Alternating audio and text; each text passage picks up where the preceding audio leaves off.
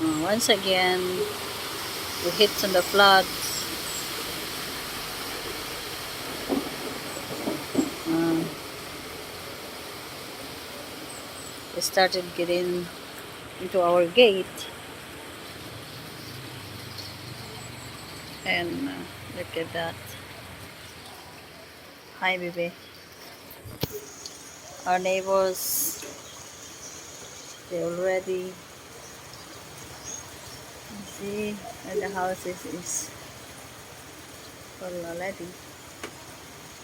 We're very lucky because our house is not that slope, so yeah, we're safe here. Yeah. Okay.